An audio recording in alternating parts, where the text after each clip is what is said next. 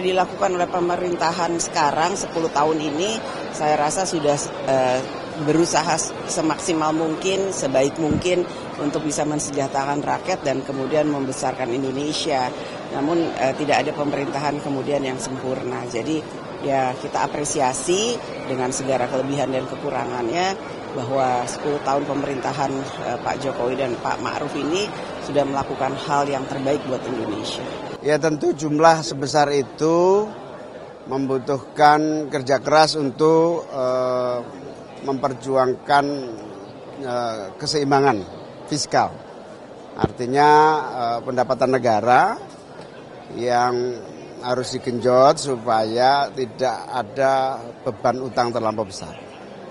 Gus Imin tadi melihat Pak Jokowi meminta maaf seperti apa Gus? Ya sesuatu yang wajar sebagai pemimpin yang mengakhiri masa periodenya, itu bagian dari kewajiban ya untuk saling memaafkan, melepas dengan husnul khotimah.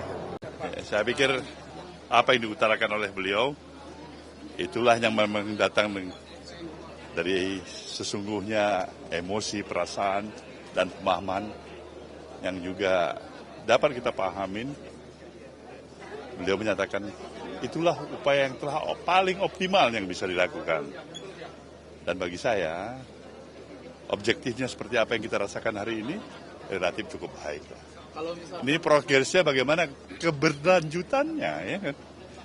Kan kita tidak bisa stagnan, berhenti pada saat ini. Banyak yang perlu dikoreksi, tapi banyak keberhasilan-keberhasilan yang secara objektif tidak bisa dipungkirin. Pak Jokowi, mungkin subjektif ya. Yang saya tangkap kesan Pak Jokowi tidak terlalu luas, tidak terlalu lugas. Ya. Yang kedua, materi pidatonya juga terlalu irit. Tidak menyinggung hutang luar negeri, kurang menyinggung masalah SDM, sumber daya alam, bahkan masalah hukum pun yang disinggung hanya soal-soal yang sangat normatif seperti komisi yudisial. Tidak memberikan masukan bagaimana agar komisi yudisial ini berperan. Memang ada 3 hal sebagai produk pemerintahan Jokowi yang disebut seperti KUHP, Omnibus Law, tapi sekali lagi penjelasannya tidak memadai.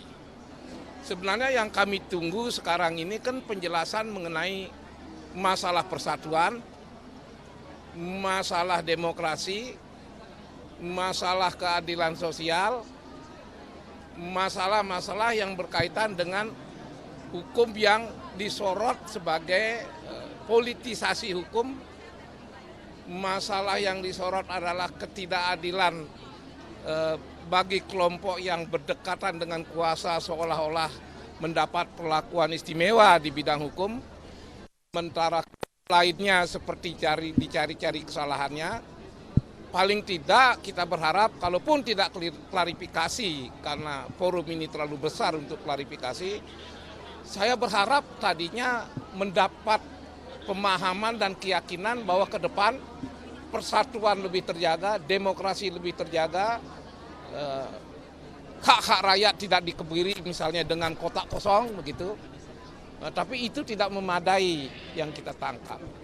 Oleh karena itu, mari kita bersama-sama setelah pidato Pak Jokowi kita beri masukan karena demi persatuan kita, demi kebaikan kita bersama, rasanya masukan yang lebih detail walaupun dalam waktu 2-3 bulan mendatang waktunya terasa singkat, paling tidak Presiden Jokowi dapat lebih menekankan pada persatuan, demokrasi, hak-hak rakyat, jangan mengebiri hak pilih rakyat, dan seterusnya. Ya itu kan dilakukan di forum resmi, sehingga harus dijelaskan konteks minta maafnya terhadap kebijakan-kebijakan yang seharusnya dilaporkan secara objektif. Misalnya mengapa kemiskinan meningkat, mengapa indeks demokrasi kita mengalami penurunan, mengapa indeks pemberantasan korupsi justru memasuki sisi-sisi gelap. Dan mengapa rakyat kelas menengah justru menghadapi berbagai ancaman. Mengapa impor beras kita itu justru semakin besar dan tertinggi. Mengapa nilai tukar petani 10 tahun terakhir itu hanya 101%.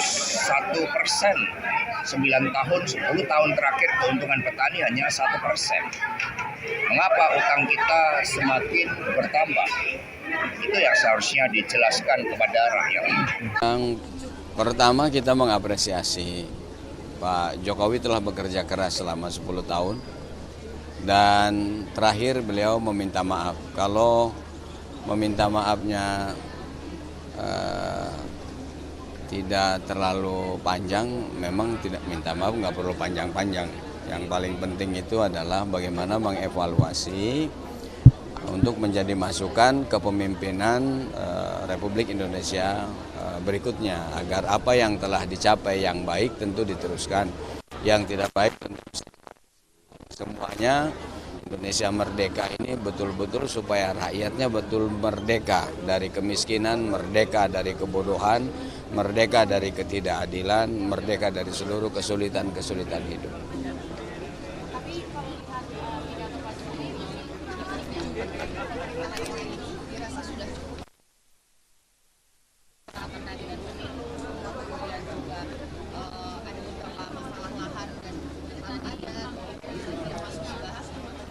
Iya, Pak Jokowi kan tinggal hampir 2 bulan saja.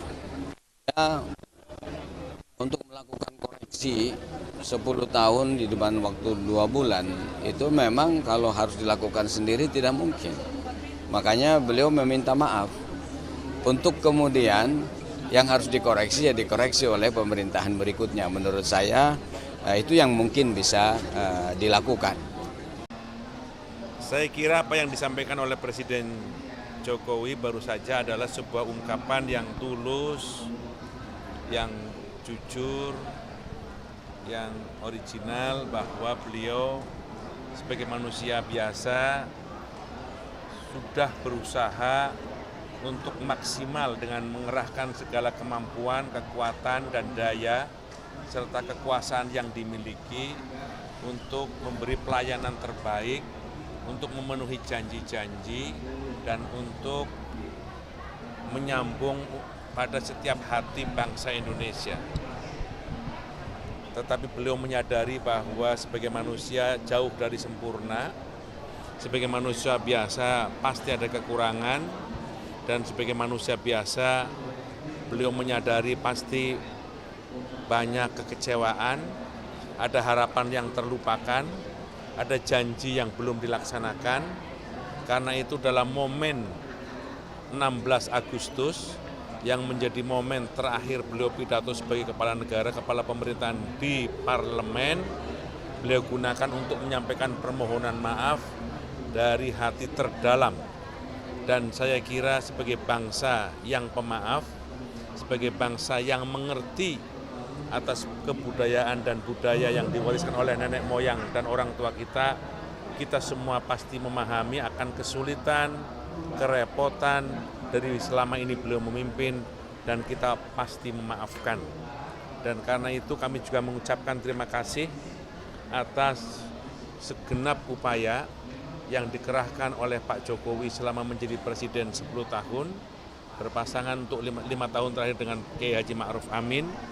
Kita menyadari semuanya bahwa ada keterbatasan, ada janji yang dilupakan. Saya kira kita bisa memahami karena keterbatasan itu. Di antara banyak sumber informasi, kami layak dipercaya. Karena kami menggali lebih dalam, berpihak pada kebenaran, berpegang pada data dan fakta, agar layak Anda jadikan referensi. Kompas TV, independen, terpercaya.